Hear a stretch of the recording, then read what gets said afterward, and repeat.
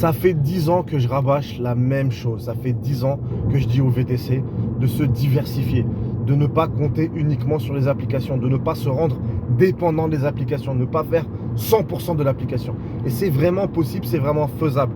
En ce moment, depuis que je fais formateur depuis 4 ans, je dis ça à tous mes élèves. Je leur dis, vous allez avoir la carte VTC, mais avec votre carte VTC, vous avez plusieurs possibilités. Vous n'êtes pas obligé automatiquement de faire que de l'application. Certes, pour les débuts, il y en a beaucoup qui font ça, mais mets-toi en tête que tu peux faire autre chose.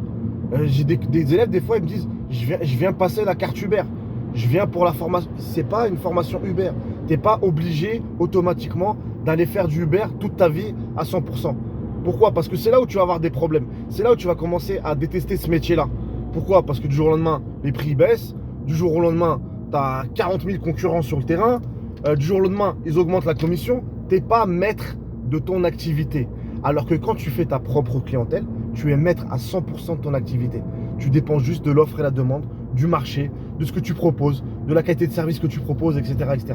Ça me fait super plaisir quand je vois des fois sur les groupes des anciens élèves à moi qui postent des courses parce qu'ils ont maintenant beaucoup de clientèle. J'ai des anciens élèves à moi qui m'ont déjà contacté. Elmi, tu es disponible pour faire une course? Je ne suis pas dispo. J'ai fait des courses à mes élèves qui ont la carte depuis moins de 2 ans. Donc comme quoi c'est possible, c'est faisable.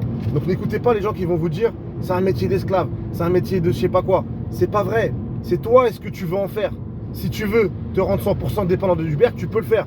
Mais si tu veux diversifier et augmenter en fait tes revenus et avoir des courses mieux payées, bah là tu peux le faire également. Tout le monde est client VTC. Ton voisin un jour ou l'autre tu vas avoir besoin d'aller à l'aéroport.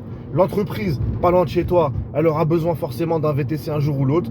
Donc tu démarches, tu déposes des cartes, tu fais un site internet, tu communiques sur les réseaux sociaux, tu t'inscris sur des groupes WhatsApp, sur des groupes Telegram. Et petit à petit, tu vas commencer à te détacher des applications puisque tu vas voir que c'est beaucoup plus rentable de faire des courses en privé.